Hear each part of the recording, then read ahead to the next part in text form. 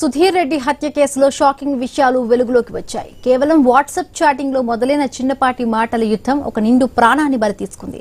స్నేహితుడే కత్తితో దాడి చేసి ప్రాణాలు తీశాడు. హత్య జరిగిన 8 గంటల్లోపే నిందితుడిని పోలీసులు అరెస్టు చేశారు. హత్యకు గురైన కానిస్టేబుల్ సుధీర్, నిందితుడు సంతోష్ నాయకులు 8 ఏళ్లుగా స్నేహితులని ఉప్పల్ డీఎస్పీ సురేష్ కుమార్ తెలిపారు. 3 రోజుల క్రితం సుధీర్ బావ ఇంట్లో జరిగిన ఫంక్షన్ లో ఇద్దరికి వాగ్వాదం జరిగిందన్నారు.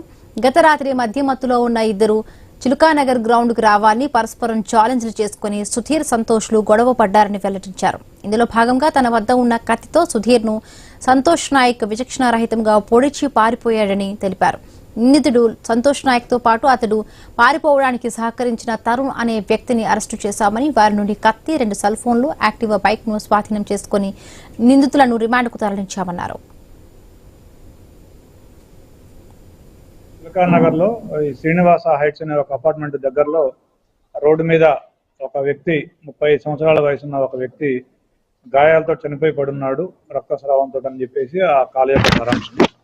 ఇమీడియట్ గా మా పెట్రో కార్ అండ్ మా SHO DI అందరూ కూడా ఇమీడియట్ గా అక్కడికి వెళ్ళినారు సీన్ కి. దీనికి కారణం ఏంటంటే అతని మిత్రుడు దాదాపుగా ఒక 7 సంవత్సరాల నుంచి అతనికి ఫ్రెండ్, వాళ్ళిద్దరికి వాగ్వాదం జరిగింది. ఇద్దరు కూడా బాగా డ్రంకిన్ స్టేజ్ లో ఉన్నారు.